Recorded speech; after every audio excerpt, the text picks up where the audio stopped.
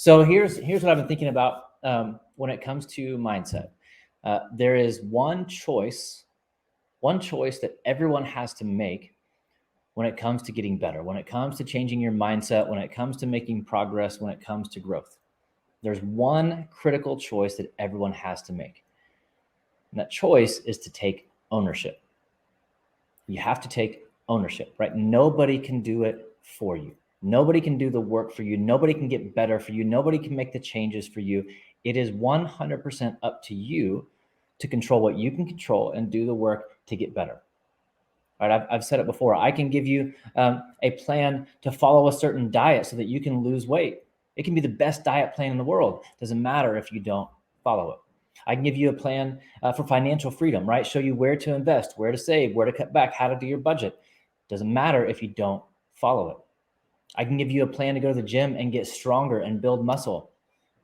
Doesn't matter how good that plan is if you don't do it, because I can't do it for you. Nobody can do it for you. Your spouse can't do it for you. Your boss can't do it for you. Your kids can't do it for you. Your team can't do it for you. Only you can do the work. And so at some point, you have to take ownership. You have to decide that, you know what, enough is enough. Because I think when you're stuck, there are actually three options that you can take. Three paths that you can pursue when you're stuck, when you're frustrated, when you're dissatisfied. Number one, you can just make excuses, right? You can blame all these other things, all these other people, all your situations and your circumstances, so that you can blame things. You can make excuses as your first option. Second option, you can just say, "Is what it is. This is my reality. This is just who I am. This is just where I'm going to be." And I think a lot of people actually get stuck there. When they're frustrated, when they're dissatisfied, they just decide, like, I guess this is just who I'm going to be. I guess this is just the way things are going to be. And they accept this status quo as their new reality, and they kind of give up. Well, the third option is to do something, to take ownership and to get better. And so I want to tell you a story about a friend of mine that I grew up with. Haven't talked to him in a number of years. Knew him in high school. He was a drummer, kind of a rock guy, great guy. He was a bigger, heavy set guy. wasn't big athlete, wasn't big into sports. Music was kind of his thing. Awesome guy. Haven't talked to him in a long time. And I noticed on Facebook lately, he's been posting a lot about running. Like every day, if I open Facebook, I'm seeing pictures of him out on a run, 9 miles, 10 miles, 20 miles. Like, man, this guy's getting after it. And he looks thinner than I remembered him being. And I'd seen pictures kind of over the years, and he was always just a bigger guy. And so I kind of start scrolling through his stuff, like, man, there's been a change in him, right? Something happened. And so I found his story, and it's unbelievable. So 5 years ago, he was almost 400 pounds. He was suffering from anxiety. He was diagnosed with type 2 diabetes, with sleep apnea, with all these other health conditions. And he was taking a number of medications just to get through each day, just to go to sleep at night, right? Just to function, he had to take all these medications. He was so unhealthy. 5 years later, he's about to run his 9th marathon in the last 2 years. 9th marathon in the last 2 years. 5 years ago, he was almost 400 pounds. As we sit here today, he's lost over 200 pounds. He is no longer on any medications. He no longer suffers from anxiety. He's no longer considered diabetic. And he's running 9 marathons. He runs every day. He runs 50, 60, 70 miles a week. 5 years ago, he couldn't do that. Right? 5 years ago, he was overweight. He was unhappy. He was stressed out. He was anxious. He was not well. But at some point, he had to make a choice to take ownership. So he said, like, something has to change. If I want to live, I have to take control of my life, was the way he phrased it. He said, I have to take control of my life. I have to take control of my health. And so he did, and he did something about it. He said, if you'd have told me 5 years ago I would enjoy running, if you'd have told me 5 years ago that I could run, he said, I would have laughed at you. But he started where he could start. I'm going to go for a 10-minute walk. And then tomorrow I'm going to try to do the same thing. Maybe within a week or two, I can get up to a 15 or 20-minute walk a day. Maybe eventually I can get up to a 30-minute walk a day. Maybe eventually I can get up to an hour walk a day. Well, then he gets to the point like, hey, I'm going to try to run a little bit. So he starts to run a couple miles, just a few days a week. And he built up this strength, this stamina, this grit, this resilience, this mindset. Like, I'm just going to start doing marathons. Why not? So this guy who was almost 400 pounds, who's now lost over 200 pounds, who was a type 2 diabetic, who is no longer diabetic, who was anxious, is no longer anxious, who was on medications just to get through the day and get through the night, is now no longer on medications, who could barely walk for 10 minutes, is now running 20 miles a day. Simply because he took ownership of his life. He took ownership of his health. He took ownership of his situation. He could have made excuses. My family, we're just bigger. My sister's a little bigger. My dad was a bigger guy. My mom was we're just bigger. That's just, could have accepted the reality of situation. So this is just who I'm just going to be a big guy. But he took ownership. He didn't make excuses. He didn't accept the status quo. It's like in football, right? If a coach doesn't like a play, you throw a challenge flag. It's like, I'm going to challenge the ruling on the field. It's like he threw a challenge flag, said, I'm going to challenge the ruling on the field of my life. I don't accept that this is who I am. I'm not going to blame anybody else, but I'm not going to accept that this is who I am and this is just who I'm going to be. I challenge the ruling on the field, overturn the call. Something has to change, and that something is me. So he just started showing up and doing the work. And he's in a better place than he ever could have imagined he would have been. So the same thing's true for us in anything, but especially with our mindset. We've got hours now of videos on the Giant platform. There are books, there are podcasts. There's all the information in the world out there to help you build a better mindset. If you haven't done it, nobody's going to do it for you. If you're waiting for it, nobody's going to do it for you. If you're hoping for it, nobody's going to do it for you. You have to decide to put in the work. And it's not about changing it overnight, right? He didn't go from 400 pounds to 200 pounds overnight. It's taken him years. He didn't go from barely walking 10 minutes to running in a marathon overnight. It took him years. But the more he did it, the better he got at it, the stronger he got.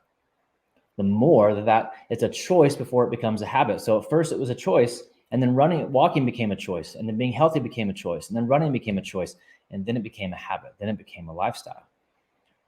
And so for us with our mindset, the first choice you have to make is to take ownership of your mindset. If you don't like where it's at right now, that's okay, right? Don't beat yourself up over it, but don't blame anybody else. Don't make excuses. Do not make excuses for an unhealthy or weak mindset. Don't accept it as your current reality. Don't accept it like this is just what I'm going to be.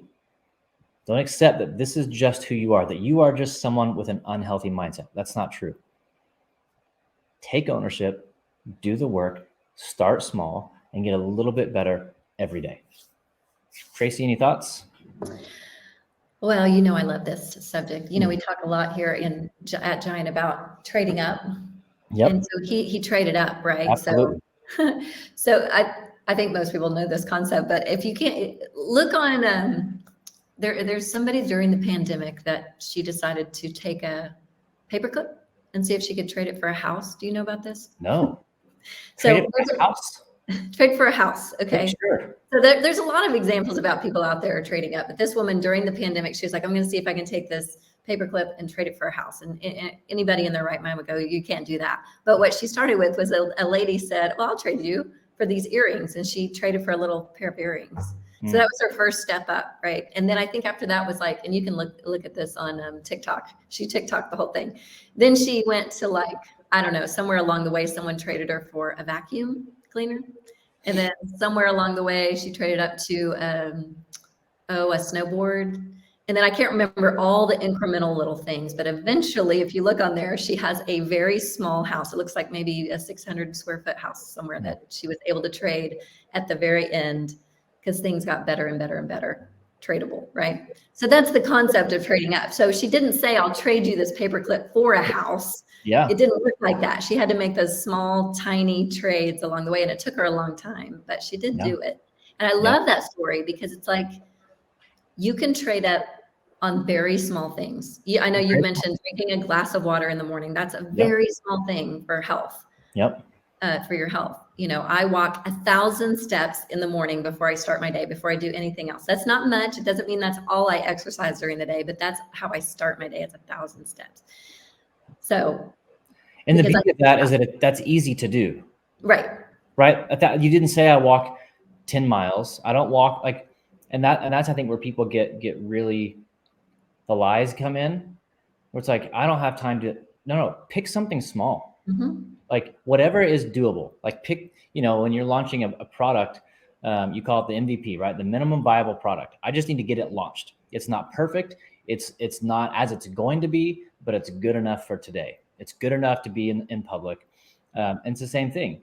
Just do the bare minimum, because you'll do it, and you can start to track it. Like find 3 things, like 3 simple things you can do every day for your mindset, for your health, whatever it is. And that way, like you can check those off, and then you've got a whole week of like, I walked 1,000 steps before my day started. That was easy. I didn't have to block out hours of my day. No, you didn't. I can start my day off with a glass of water. Yeah, you can. Whatever it may be. There's so many things. And it's like, well, I can't go to the gym, go for a walk. I can't run, walk. I don't care. Stop saying what you can't do. Figure out what you can do, because there's endless options of what you actually can do if you'll just take ownership and get started and start small, and you get to build that momentum. That's right. Okay. Her name, by the way, because I just looked it up, is Demi Skipper, and it wasn't a paperclip. It was a bobby pin. I misquoted. Bobby pin to a house. You just made up the whole story, didn't you? I just didn't. Bobby pin to a house. But the concept of trading up, right? So we talk about it as whatever you're doing, find something better to replace it with. And so we talk, random examples all the time. If you're going to drink soda or pop or Pepsi or Coke, whatever you want to call it, wherever part of the country you live in, if you're going to drink that at lunch or dinner, drink water instead. That's trading up. If you're going to listen to sports radio and it's going to make you anxious and angry, listen to music, listen to a podcast, like simple things like that. You're using the time that you were already using, just in a different way. And if you're eating, you're just trading an unhealthy meal for a healthier meal. If you do it once a day, if you do it, start out with twice a week, right? Nobody's saying change your whole diet overnight, but you trade up from a bad activity to a better activity, and things start to get better. I read a book, or part of a book this weekend, a guy who talks a lot about mindset. I think he passed away a couple of years ago, actually, but he was talking, he did a test. He consumed negative things just to see the impact it would have on him. It was like, if you remember the movie Super Size Me, where the guy went to McDonald's every day, and it didn't just make him fat, it like broke his body. Yes. Right. All these health issues. It wasn't like, oh, you gained weight. There are all these other extra issues. So this guy started like listening to news that made him like stressed out, started reading social media comments, like all these negative things. By day 26, he was broken. He goes, I couldn't get out of the house. I was full of despair. I didn't think anyone was ever going to love me again.